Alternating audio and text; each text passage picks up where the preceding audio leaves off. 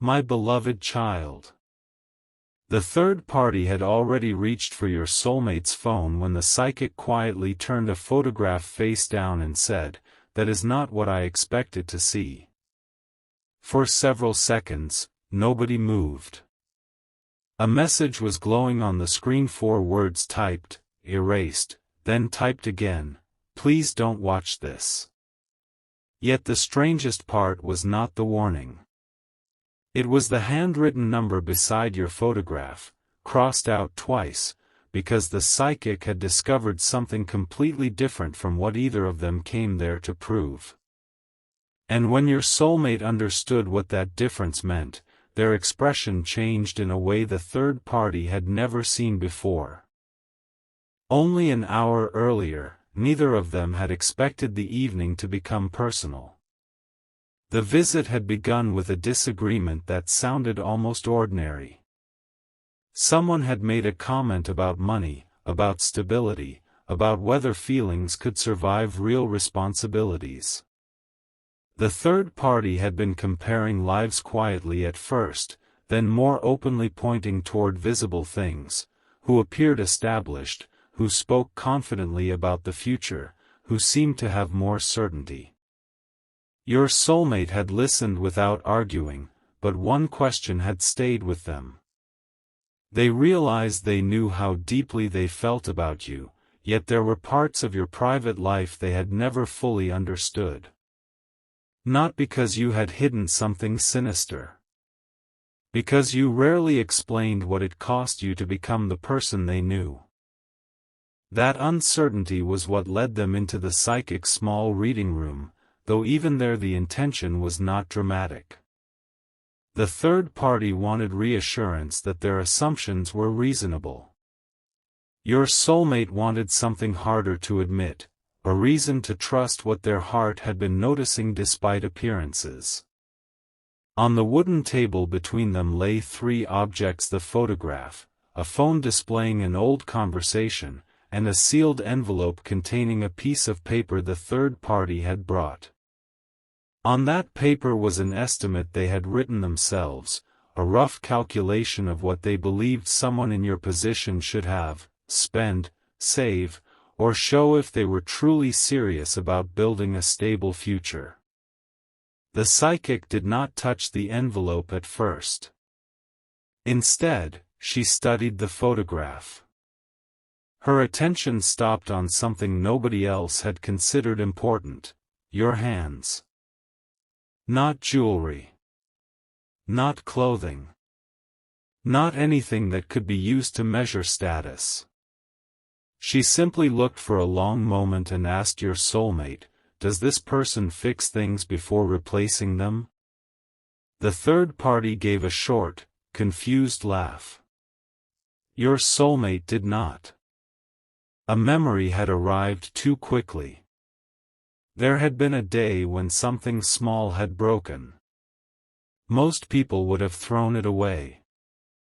You had spent time repairing it, not because you were unable to replace it, but because wasting something useful bothered you. At the time, your soulmate had barely thought about it. Now, sitting beneath the low amber light of that room, the memory carried a different weight. The psychic asked another question. Do they ever make life look easier than it actually is? That one landed differently. Your soulmate lowered their eyes. Because there had been moments when they had mistaken your calmness for ease. They remembered conversations where you had said, "It's handled," without describing the hours, the pressure, or the compromises behind those 2 words. Times when you helped someone else and changed the subject before anybody could praise you. Times when you seemed unusually careful about an expense, only to become unexpectedly generous when someone genuinely needed something. The third party shifted in their chair. This was already moving away from the answer they had come to receive. They opened the envelope themselves and slid the handwritten figure toward the psychic. "There," they said. That's what we were trying to understand. The psychic looked at it, then at your soulmate. Is that what this is really about? For the first time, the room felt uncomfortable. Your soulmate had to admit that it was not. The number had only become a symbol. Beneath it was a deeper fear. Could someone who had experienced uncertainty still create stability? Could someone who did not advertise every plan be trusted with a shared future? Was your quietness evidence that nothing was happening or evidence that something was being built away from everyone's expectations? The third party had already decided which answer seemed more logical. Your soulmate had not. That was the secret tension they had carried into the room. The psychic picked up the phone next. An older message between you and your soulmate was still open. It was not romantic. That was what made it interesting. Your soulmate had once mentioned being overwhelmed by several responsibilities at the same time, and your reply had been simple: handle the urgent thing first. The rest can wait. We'll figure it out. The psychic read it twice. Then she asked, "Why did you save this?" Your soulmate looked startled. They had no polished explanation. "I don't know," they said. The third party answered for them. Because it was comforting. Your soulmate shook their head. No. Because they said, "We." Silence returned. A very different secret had just begun to surface. For months, perhaps longer, your soulmate had been quietly collecting moments like that one. A sentence. A gesture. The way you spoke about problems as things to solve rather than reasons to disappear. The way you could be disappointed without becoming cruel. The way you rarely made dramatic promises, yet remembered practical details other people forgot. Their secret was not simply that they still cared. They had been evaluating what life beside you might actually feel like. Not fantasy. Life. Bills on an inconvenient week. An exhausted evening.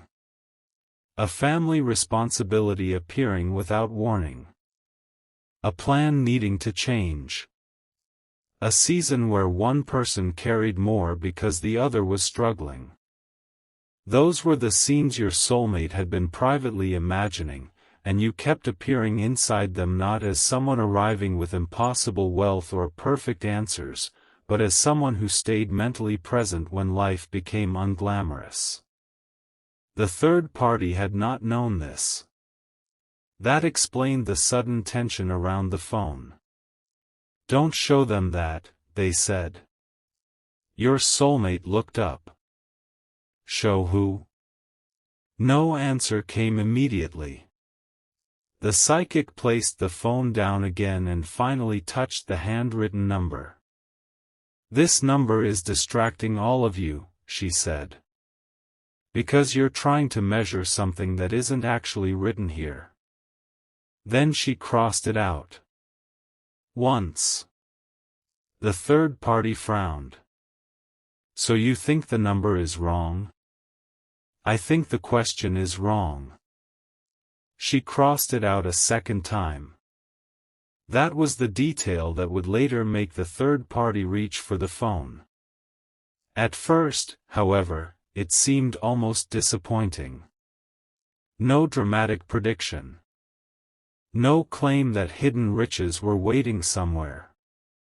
No certainty about what anyone would possess in the future. The psychic treated the session like an interpretation of patterns, not a guarantee of events. She pointed instead toward choices. The old message.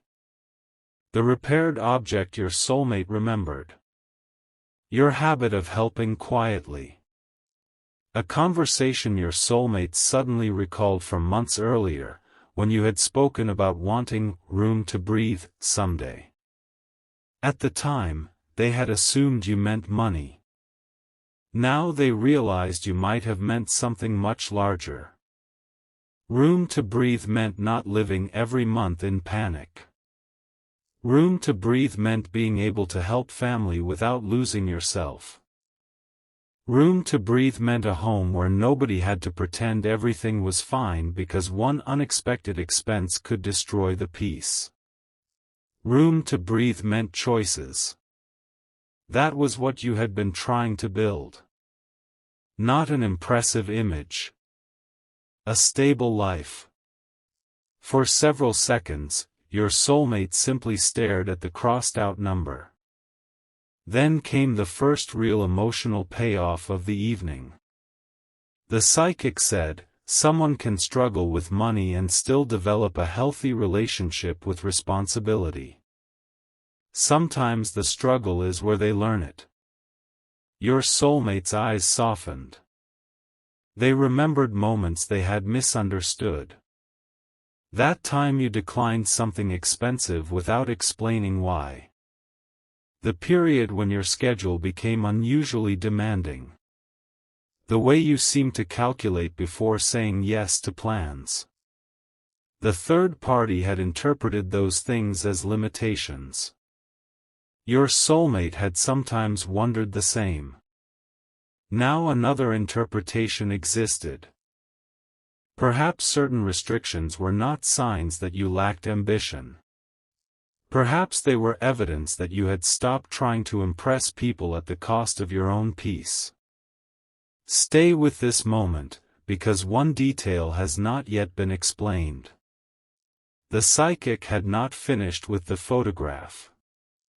She turned it face up again and slid it toward your soulmate. Who do they take care of? Your soulmate's fingers stopped against the edge of the table. The answer was not one person. That was the problem. There had always been somebody.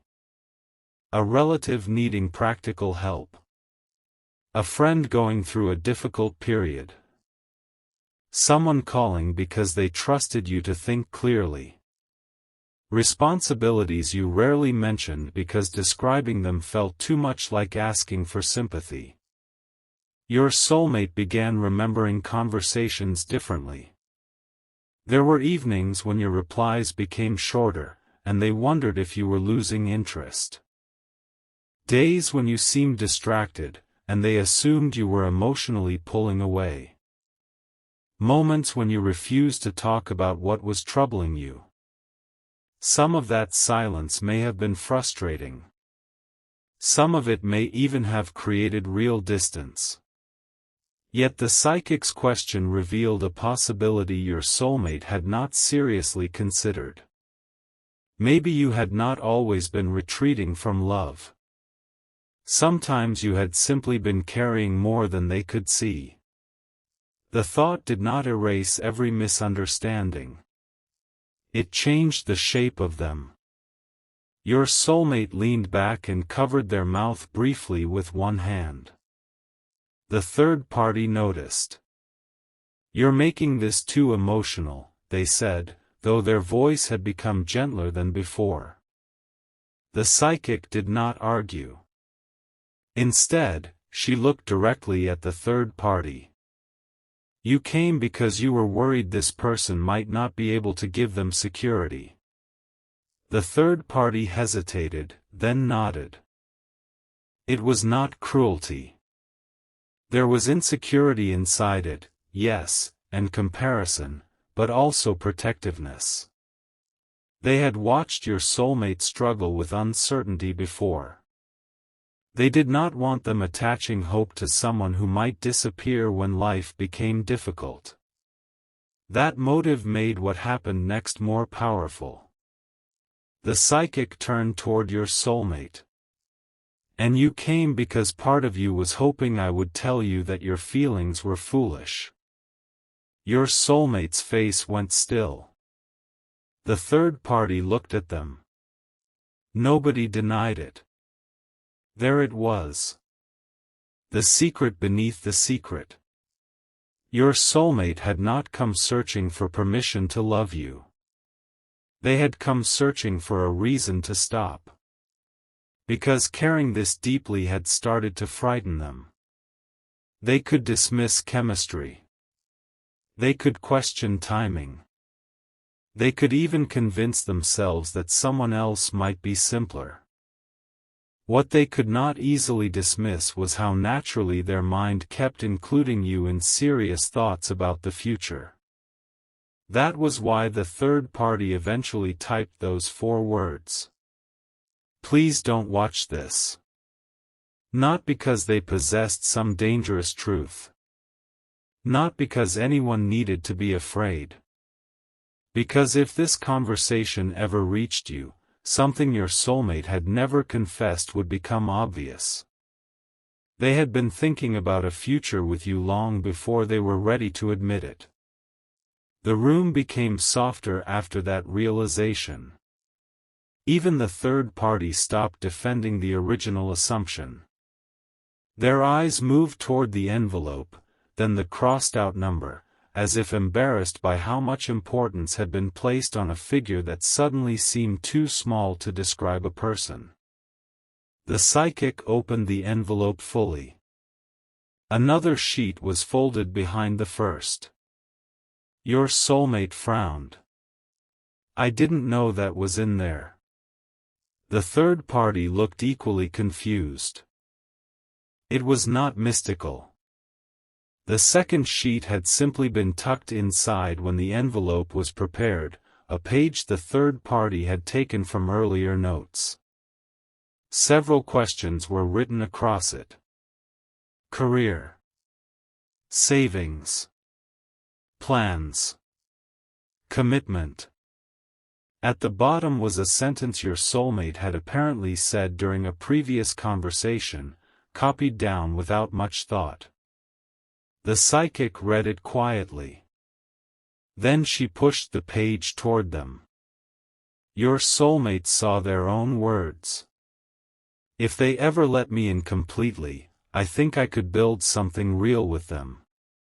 Their breathing changed. The third party looked away. That sentence had been spoken weeks earlier.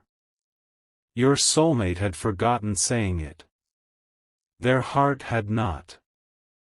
Listen closely to what happened next. The psychic did not focus on build. She pointed to, let me in. Why did you say that? Your soulmate swallowed. Because this was where the story stopped being about money. It stopped being about whether you could create stability. It stopped being about the third party's doubts. Your soulmate finally recognized what had actually been hurting them. They respected your independence. They admired your ability to carry responsibility. They had begun understanding why certain struggles made you more deliberate rather than less hopeful.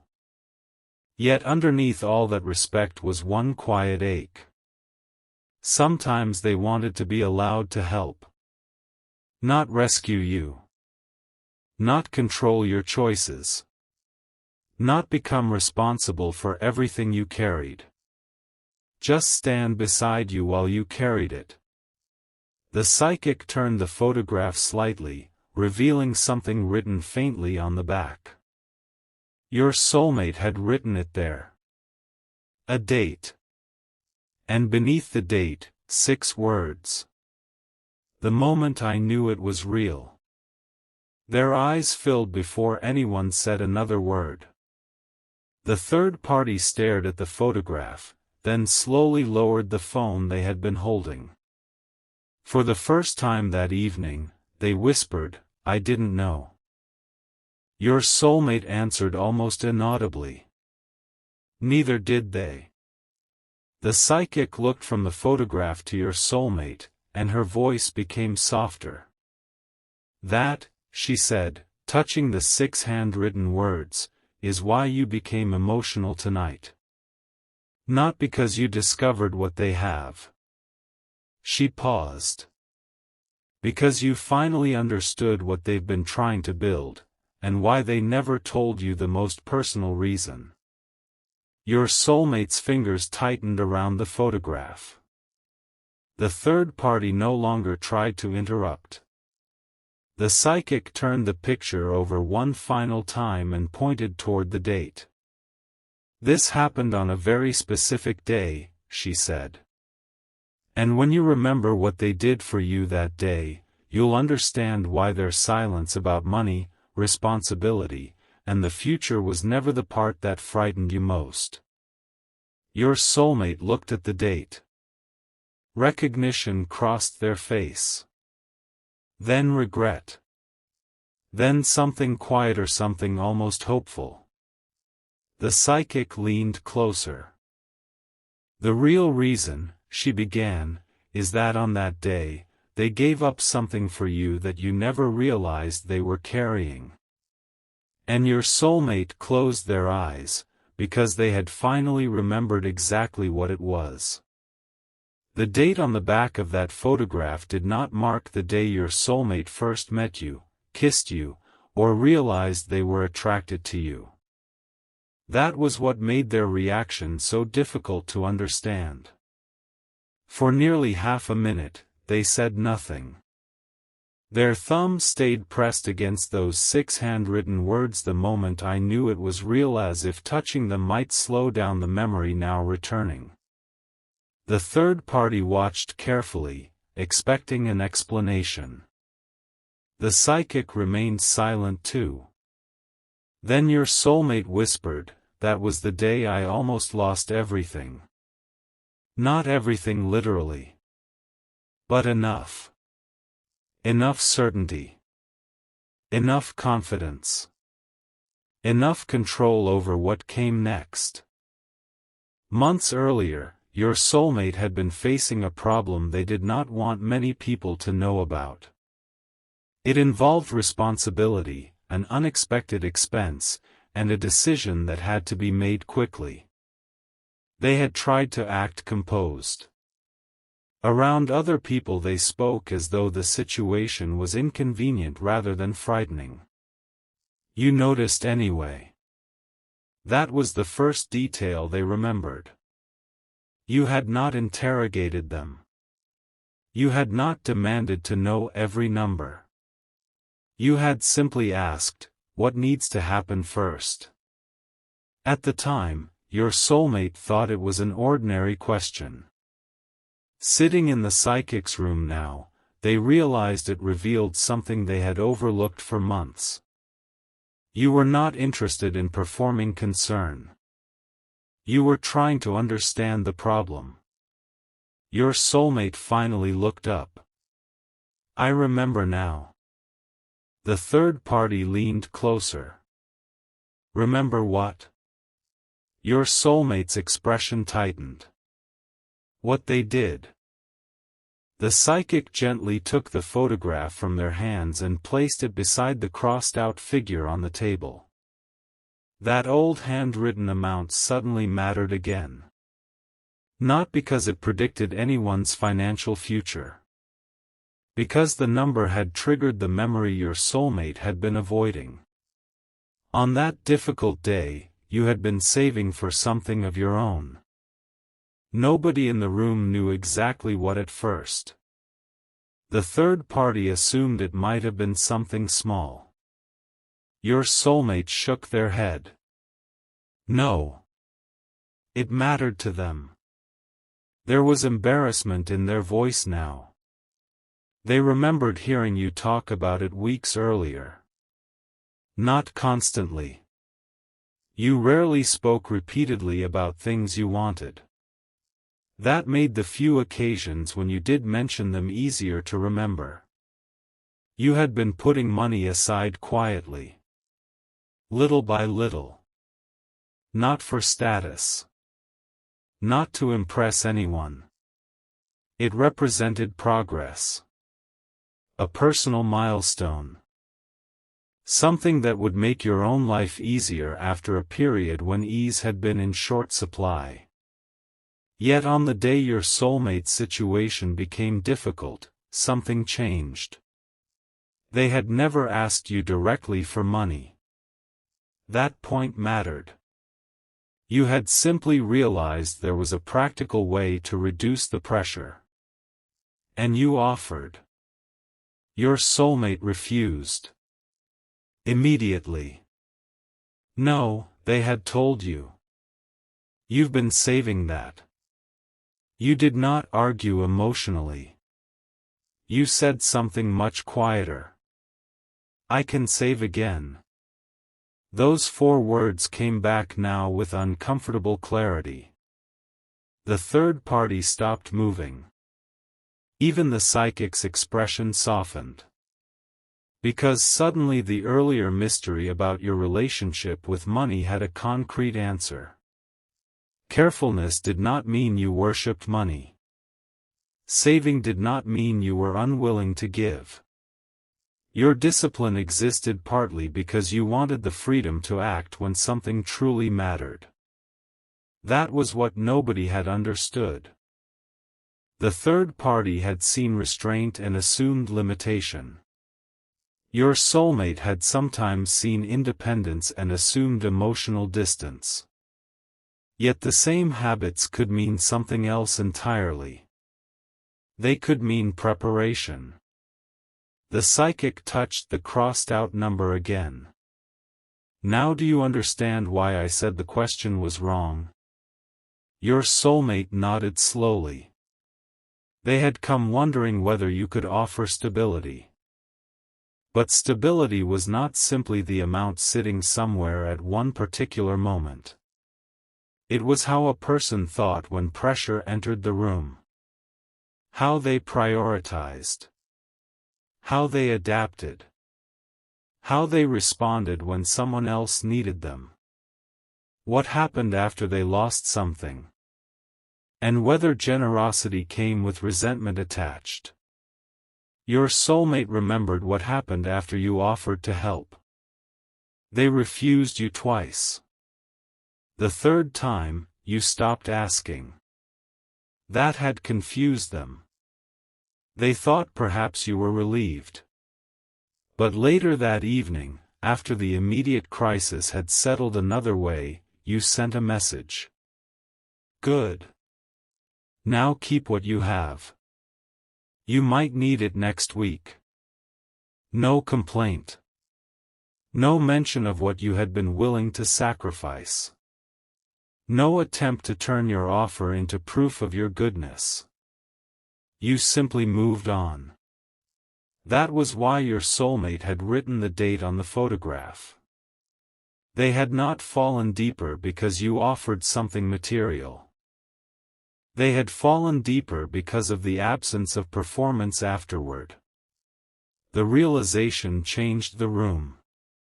For the first time, the third party looked genuinely uncomfortable with their own earlier assumptions. I thought. They began, then stopped. Your soulmate waited. The third party looked toward the sealed envelope. I thought they were trying to appear mysterious because there wasn't much underneath. It could have sounded cruel. Instead, it sounded embarrassed. Your soulmate did not attack them. Because if they were being completely sincere, they had wondered something similar. Not exactly the same thing. But close enough to hurt. There had been times your quiet planning frustrated them. Why would you not say what you were working toward? Why did you dislike explaining every move? Why did you sometimes disappear into responsibility instead of inviting them into it? Those questions were real. The psychic did not erase them with one sentimental interpretation. She asked something harder. If they care this much, why do they keep so much to themselves? That stopped your soulmate.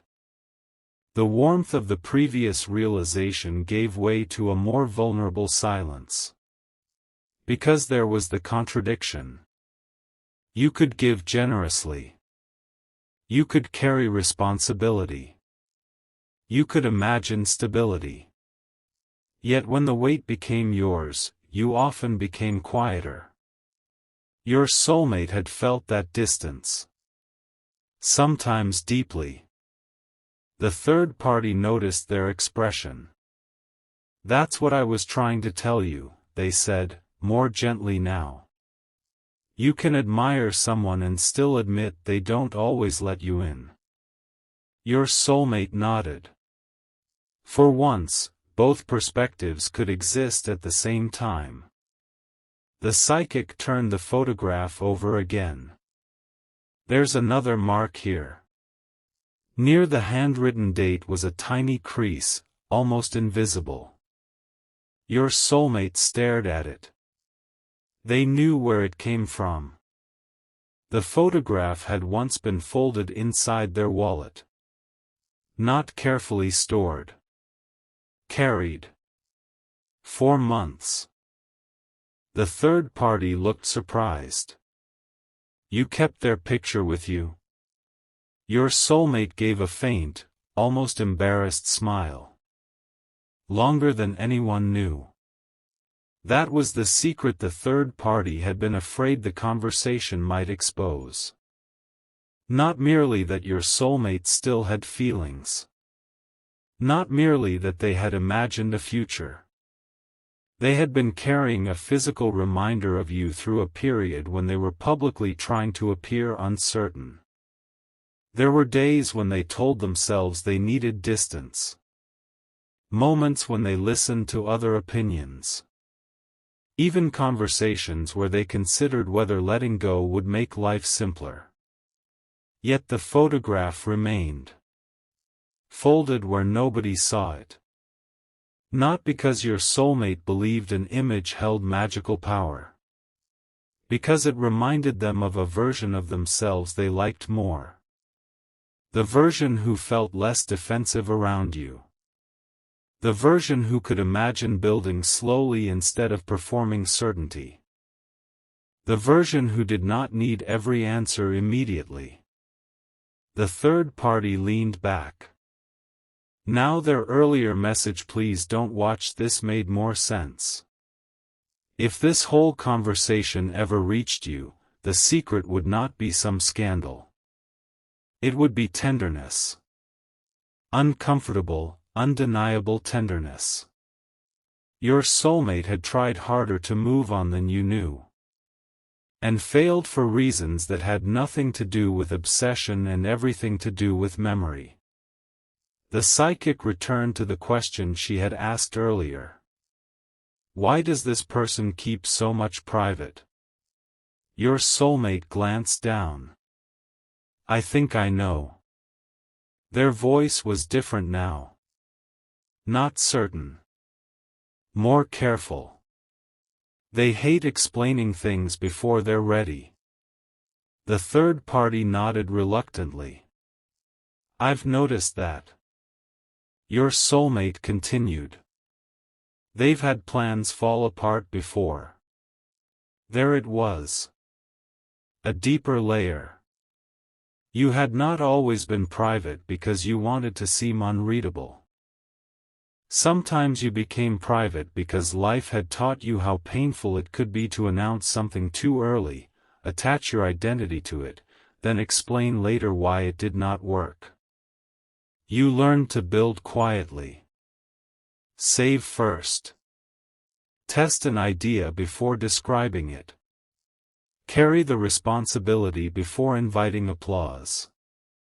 And perhaps most importantly, protect hope until it was strong enough to survive other people's opinions. Your soulmate recognized pieces of that pattern now. There had been one plan you mentioned excitedly in the past. Then something changed. It never happened. People asked questions. You laughed them off. Your soulmate remembered noticing how quickly you stopped discussing future plans after that.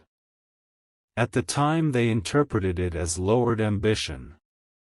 Now it looked more like adaptation. The psychic did not romanticize it. Privacy can protect a person, she said, but it can also make the people who love them feel shut out. Your soulmate's eyes lifted. That sentence mattered. Because this was not a story where every difficult habit suddenly became perfect. Your strength had a shadow. Learning to carry things alone made you capable. It could also make partnership difficult. Your soulmate understood that now without blaming you for it. And somehow that understanding brought them closer. Not because the problem disappeared. Because it finally had a name. You were not necessarily refusing connection. You might have been using an old survival strategy long after circumstances began to change. A person who becomes accustomed to solving everything alone can forget that allowing someone trustworthy beside them is not weakness. Your soulmate breathed out slowly. I kept thinking they didn't need me. The third party looked over. The psychic asked, would that have been easier? Your soulmate smiled sadly. Yes. That answer surprised everyone. If you did not need them, they could leave without wondering whether they had abandoned something meaningful. If your silence meant indifference, the story was simple. If your independence meant you had no room for another person, then your soulmate could protect themselves by accepting it. The harder possibility was this: maybe you had room.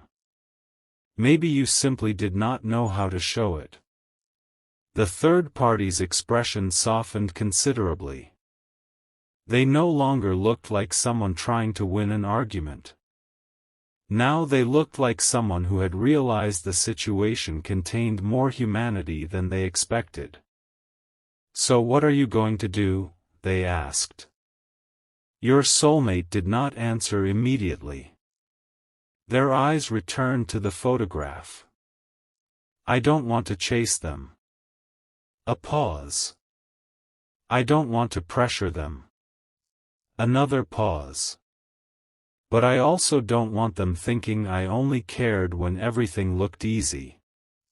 That was the quiet hope forming underneath the regret. Not a fantasy that every misunderstanding would vanish. A desire to finally speak more honestly. The psychic slid the second sheet of paper closer. The one containing your soulmate's old sentence, if they ever let me in completely, I think I could build something real with them. Read it again, she said. Your soulmate did. Then their gaze stopped on one word. Completely. They frowned. That's not fair. The third party looked confused. What isn't? Completely. Your soulmate shook their head. I was waiting for them to trust me perfectly before I proved I could be trusted gradually. The sentence changed everything. For most of the evening, your soulmate had been examining your walls. Now they examined their own behavior. They wanted access to your private fears, your financial history, your plans, the burdens you carried, the things you were building quietly. But had they created enough safety for those things to be shared? Had they stayed consistent when uncertainty appeared? Had they listened without turning vulnerability into evidence against you? Had they ever made you feel that struggling would change the way they saw you? The answer was not completely comfortable. There had been moments when your soulmate pulled back after seeing uncertainty. Moments when outside opinions became louder than their own observations. Moments when you may have sensed that you were being evaluated rather than understood. That realization did not destroy them. It humbled them. The third party seemed to understand too.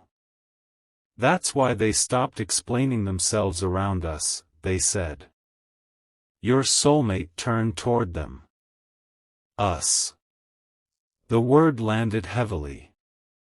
The third party looked down. They remembered conversations where your choices had been dissected. Not viciously. Sometimes casually. A joke about your priorities. A question about whether your plans were realistic. A comparison with someone whose life looked more impressive from a distance. None of those moments seemed enormous alone.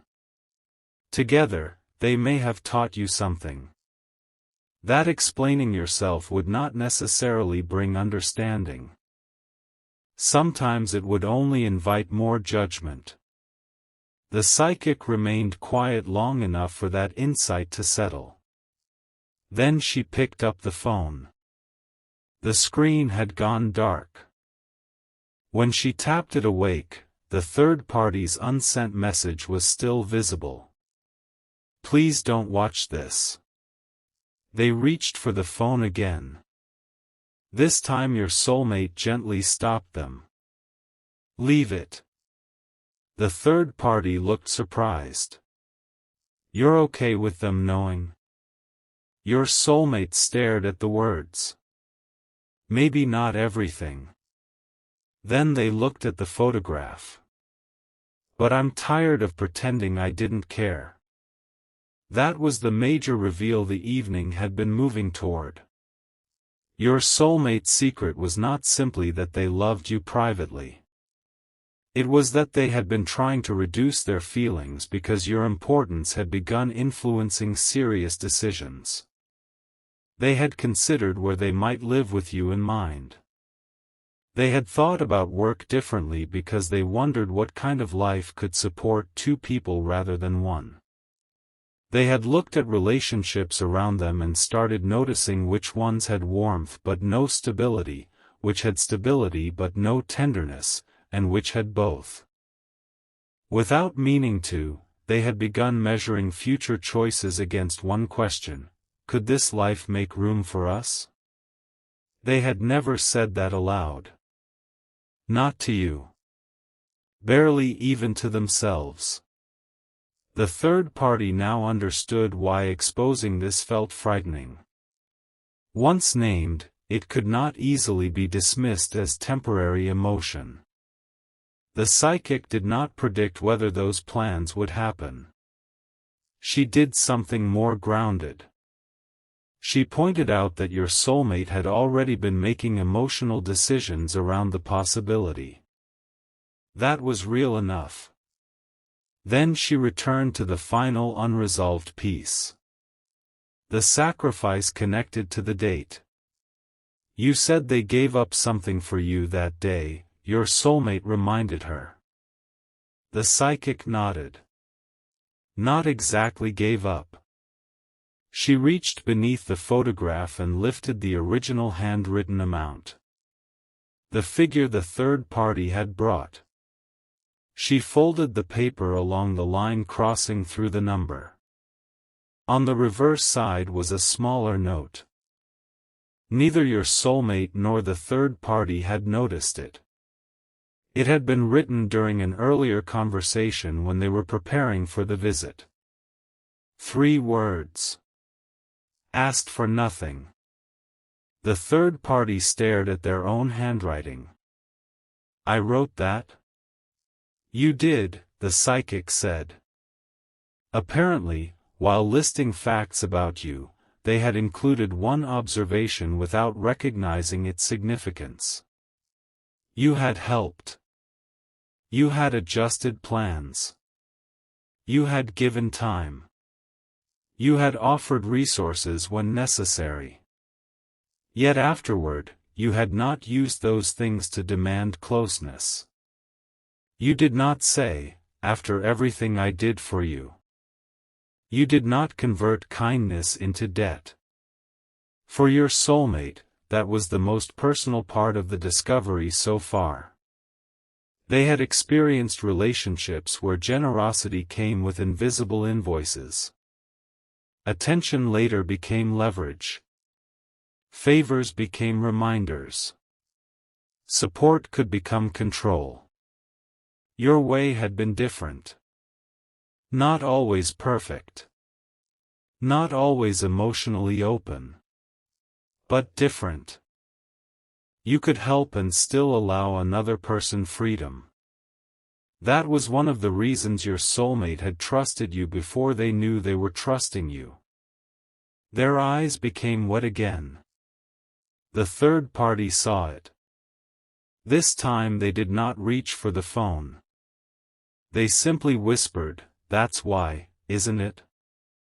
Your soulmate looked at them. Why what? Why you kept comparing everyone else to them?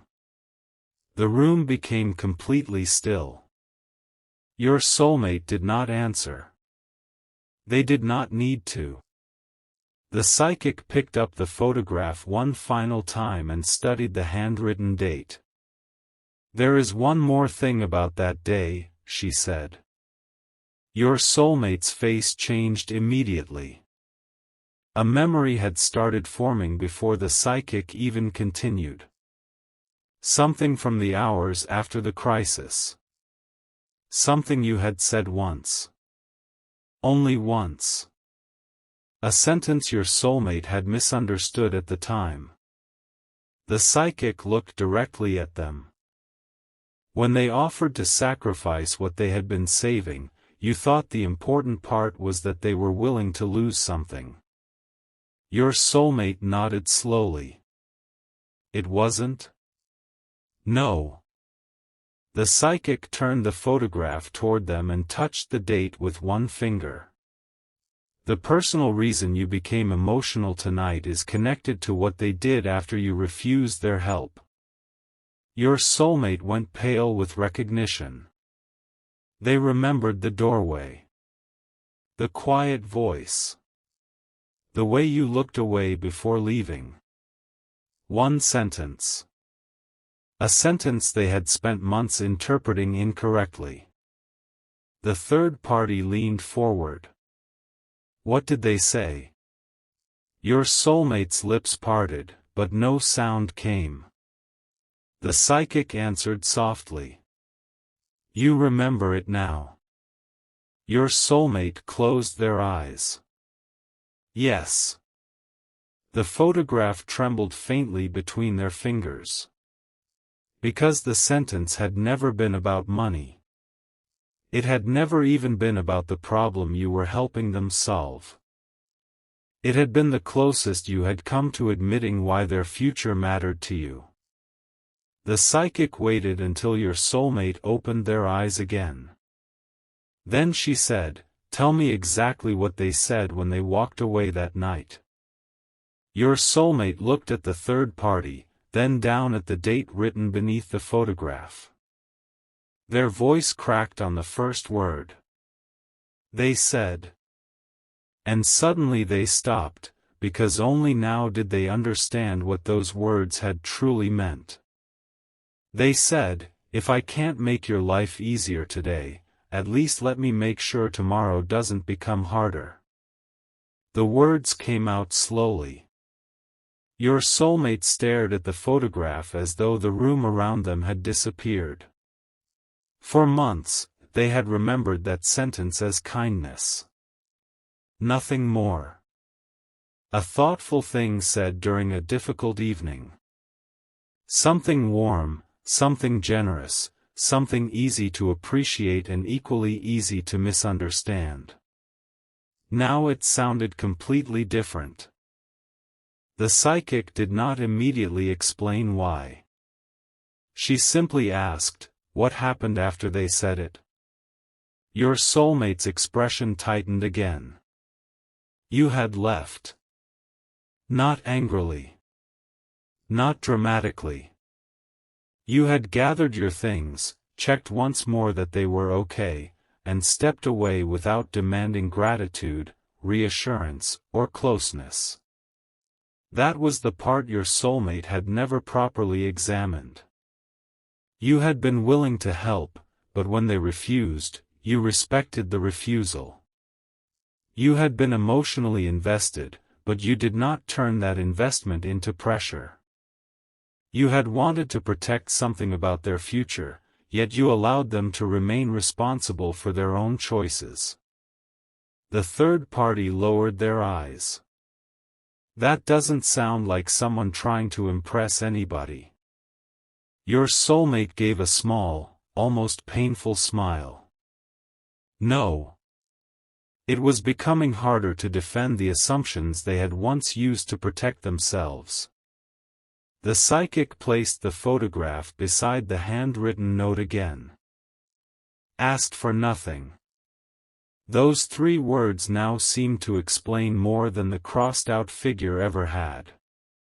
Your soulmate leaned forward. So that's the sacrifice?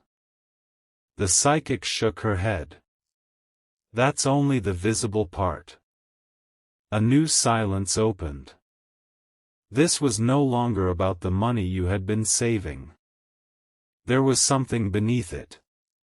Something your soulmate had failed to see because they had been focused on the immediate problem. The psychic asked, what were they supposed to do the following week? Your soulmate looked confused. Then their eyes narrowed.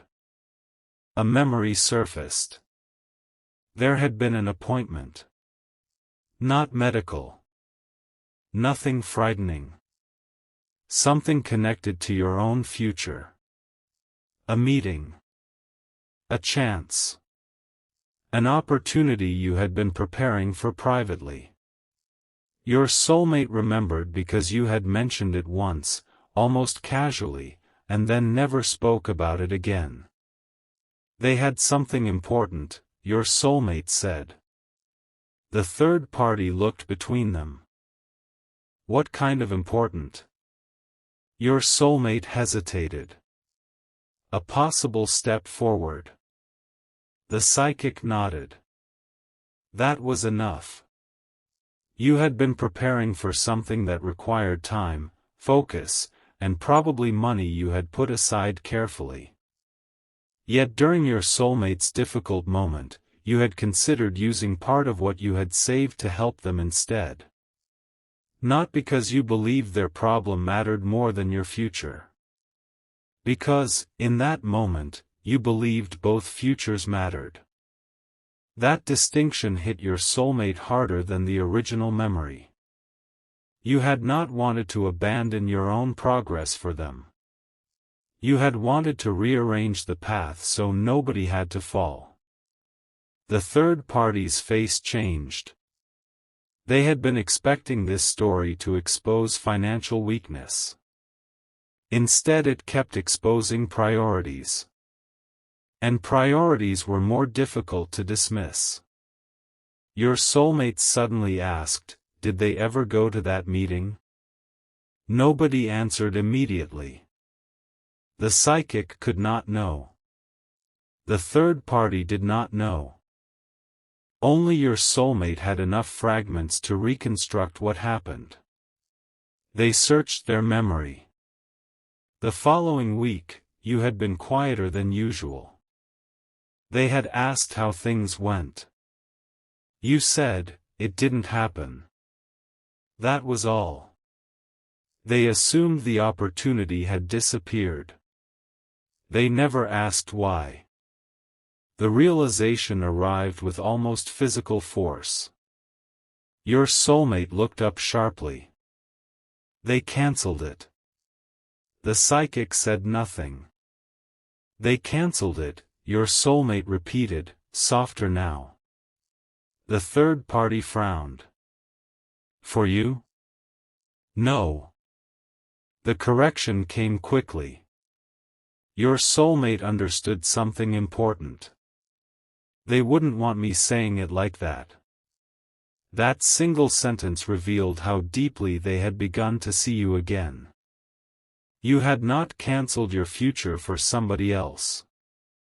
You had delayed one opportunity because circumstances changed and because you believed there would be another path forward. There was a difference between sacrifice and self-erasure. You had not abandoned yourself. You had adjusted. That was the quality the psychic had been pointing toward all along. Flexibility without collapse. Generosity without performance. Responsibility without bitterness. The struggle your soulmate once saw as evidence that you were behind had taught you how to reorganize when life refused to follow the plan. And suddenly one of your most misunderstood periods looked different. There had been a time when progress seemed slow from the outside. People may have assumed you lacked direction. Your soulmate may have wondered why things were taking longer for you than expected. Yet perhaps that slower season contained invisible decisions. Helping someone. Covering a responsibility. Starting again after plans changed. Choosing the less impressive route because it was the safer one. Saving after losing ground. Turning down something tempting because stability mattered more than appearances. None of that guaranteed what your future would become. It did reveal something about how you moved through uncertainty. The third party folded their arms, not defensively now, but thoughtfully. I judged the timeline. Your soulmate glanced over. What? I judged how long things were taking. Their voice carried no pride. I thought if someone was serious about life, it would look more obvious. The psychic responded gently. Sometimes it does. Then she looked at the photograph. Sometimes seriousness looks very ordinary. That sentence quieted everyone. Because ordinary effort rarely announces itself. It looks like opening an account and leaving money untouched. Repeating work that nobody applauds. Repairing rather than replacing. Learning how not to panic when a plan changes. Supporting someone and never mentioning it again. Saying no to temporary status because peace has become more valuable. Your soulmate seemed to be seeing dozens of small memories at once. There was the day you chose the cheaper option without embarrassment. The time someone made a joke about it and you laughed. The conversation where you said, "I'd rather have something solid later." The moment you declined an invitation because you had responsibilities the next morning. None of those memories had felt romantic. Now they did. Not romantic in the cinematic sense. Romantic in the sense that a future is eventually built out of ordinary choices. That understanding frightened your soulmate more than any dramatic prediction could have.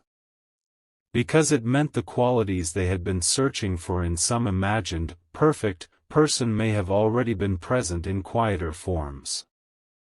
They had simply been looking for louder evidence. The third party noticed their face. Are you regretting something? Your soulmate did not answer immediately. When they did, the response was more vulnerable than anyone expected. I regret that I made them feel like they had to prove they were enough. The psychic's gaze softened. There it was. The emotional center of everything. Your soulmate had been afraid of choosing wrong. That fear was understandable. They wanted someone dependable. Someone who would not collapse under responsibility. Someone capable of thinking beyond romance. Yet fear had quietly transformed observation into evaluation. Instead of asking who you were becoming, they sometimes measured who you already appeared to be. Instead of noticing the direction of your choices, they noticed what had not yet arrived. And somewhere along the way, you may have sensed that. Perhaps that was why you stopped explaining. Not because there was nothing to say. Because being constantly measured is exhausting. Your soulmate covered their face for a moment. The third party looked uncomfortable. They had contributed to that atmosphere too. Not deliberately. They had asked questions your soulmate was already asking themselves. What do they really have planned? Why are they still struggling with that? Shouldn't someone serious already be further along? What if you wait and nothing changes? Those questions were not evil. Some were practical. Yet repeated often enough, practical questions could become a lens through which every imperfection looked like proof. The psychic did not criticize either of them. She asked one quiet question. When did concern become comparison? Neither answered. That was answer enough. Your soulmate glanced at the phone. The unsent message was still there. Please don't watch this. They reached for it. This time, they deleted the words. The third party watched. You changed your mind? Your soulmate shook their head. No. I changed what I'm embarrassed about. The third party looked confused. Your soulmate turned the phone over in their hand. I was embarrassed that they might find out how much I still cared. A pause. Now I'm embarrassed that I almost let other people's timelines become more important than what I actually knew about them. The third party absorbed that without defending themselves. They were beginning to understand their role more clearly too. They had not created the doubts. They had amplified them. There was a difference. And admitting that difference allowed the tension between them to soften. I thought I was protecting you, they said. I know. I still think you should be careful. I know that too. Then your soulmate surprised them. Being careful doesn't have to mean pretending I don't love them. No one spoke for several seconds. The sentence stood on its own. Not as a promise of reunion.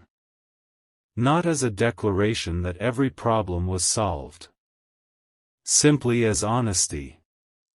Your soulmate could acknowledge what they felt without abandoning discernment.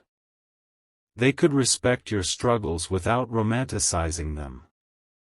They could see your potential without demanding guarantees. They could care without pretending uncertainty did not exist. That was the internal shift the psychic had been trying to bring into focus. The third party looked toward the photograph. So what exactly is the secret? Your soulmate gave a small laugh. Not because anything was funny. Because the answer had become almost absurdly clear. The secret is that I never stopped imagining them in my future. The third party's eyes widened slightly. Your soulmate continued. Even when I was trying to convince myself I should. There it was. No mysticism. No impossible prediction. Just a private truth finally spoken. The psychic folded her hands. How far did those thoughts go? Your soulmate went quiet again. That was the question they had been avoiding. The third party leaned back. Wait. Their expression changed. You made actual plans? Your soulmate looked away. The psychic noticed. What kind? I wouldn't call them plans. The third party almost smiled. That means yes. For the first time in the room, a little warmth entered the tension. Your soulmate shook their head. They were thoughts. Specific thoughts. That was the part nobody knew. There had been nights when your soulmate looked at apartment listings and wondered what kind of place would feel peaceful to both of you. They had imagined kitchens. Not luxurious ones. Just enough room to move around without bumping into each other. They had wondered which side of a room you would choose for your things. They had considered commute times. Neighborhoods. Whether being closer to family would matter. How much privacy you would both need. Your soulmate laughed quietly at themselves. I even thought about where they'd put that ridiculous chair they refused to get rid of. The third party stared. You never told me any of this. Exactly. The room felt lighter for a moment. Then the psychic asked, why didn't you? Your soulmate's smile disappeared. Because saying it out loud made it real. That answer brought the mystery back. Fantasy was easy to control when nobody heard it. A private imagined future could be dismissed whenever fear returned. Once spoken, it became evidence. Evidence that this connection mattered beyond temporary emotion. That was why the third party's warning had appeared. Don't watch this. Not because the secret would destroy you. Because it would reveal how deeply your soulmate had already let you enter their internal world. And there was another layer. The psychic could see it in their face. Those imagined plans started before or after the difficult day. Your soulmate froze.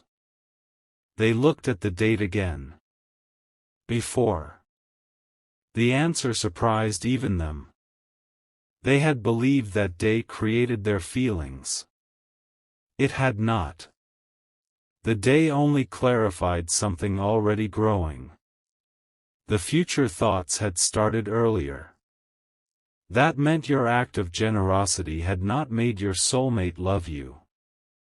It had confirmed that the person they were already imagining might actually possess the character required for the life they pictured. That distinction mattered. Otherwise the whole story could have become transactional. You helped, therefore they loved. That was not what happened. They already cared. Your choices gave shape to what they cared about. Your soulmate leaned forward, almost energized by the realization. That's why the date felt so important. The psychic nodded. It wasn't the beginning. It was recognition. Yes. The third party exhaled. Now they understood too. Your soulmate had been collecting evidence against their own fear for longer than anyone knew. Not proof that you were flawless. Proof that their feelings were attached to something deeper than attraction. Respect. Compatibility. Admiration. A sense that the two of you might face life similarly even if your personalities differed. The psychic picked up the original envelope once more. Something inside shifted. Everyone looked down. A third piece of paper had been folded tightly into the bottom seam. The third party frowned. I definitely don't remember that. The psychic removed it carefully. It was not mystical evidence. Just something physically forgotten. A small printed receipt. Your soulmate recognized it immediately. Their face changed. No. The third party looked over. What is it? Your soulmate reached for the paper. It came from a cafe. The date was familiar. 2 weeks after the difficult evening.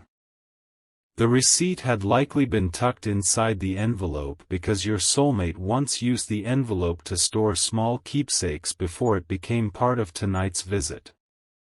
The psychic looked at the items listed. 2 drinks. 1 simple meal. Then 1 extra charge handwritten beneath the total. Your soulmate knew exactly what it meant. On that day, you had met again. Nothing dramatic happened. No confession. No argument. You talked. Your soulmate was still carrying embarrassment about the crisis from 2 weeks earlier. They did not want to owe you anything. They insisted on paying. You let them. Then, while they were away from the table, you quietly paid for something else. Not for them. For an older man sitting alone near the window whose card had been declined. Your soulmate saw it happen from across the room.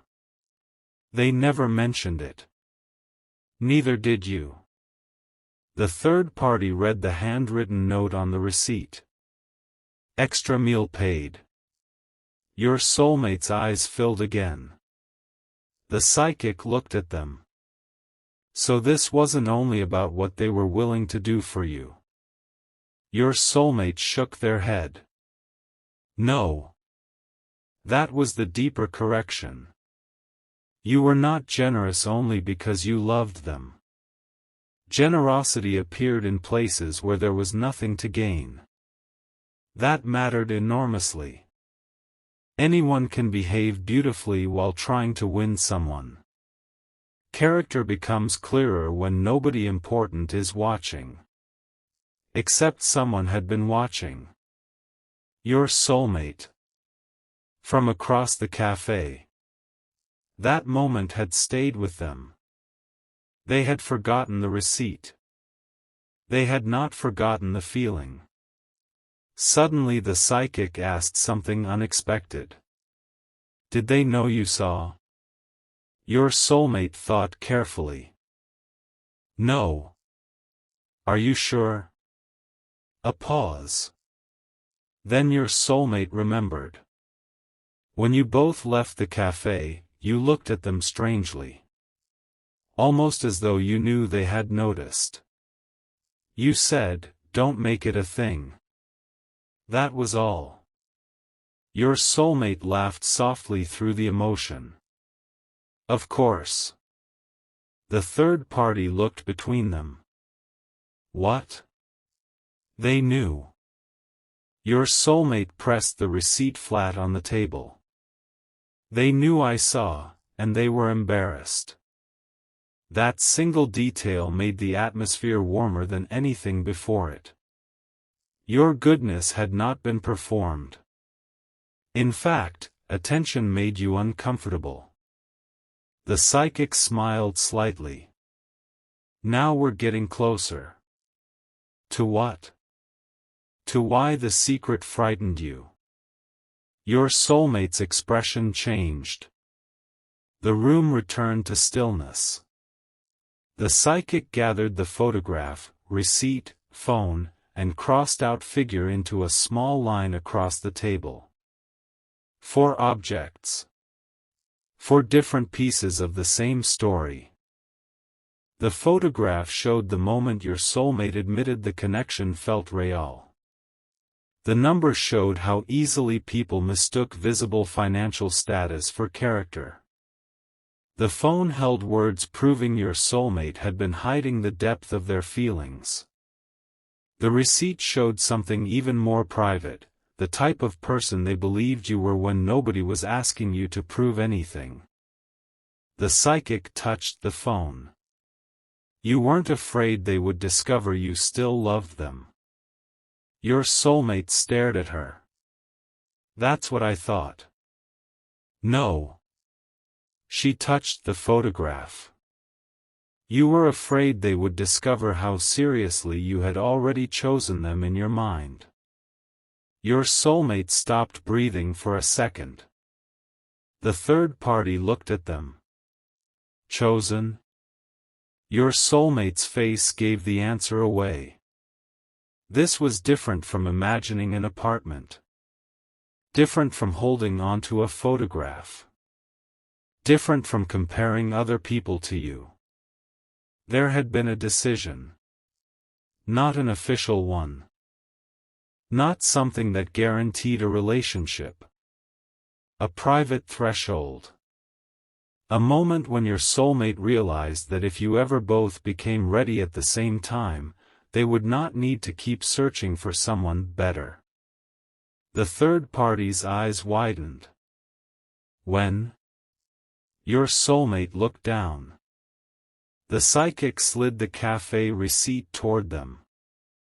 Was it this day? Your soulmate shook their head. Earlier. The photograph? Earlier. The difficult evening?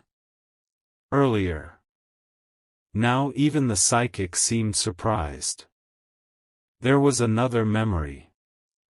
Older than all of them. The real beginning of the secret. Your soulmate looked suddenly unsettled.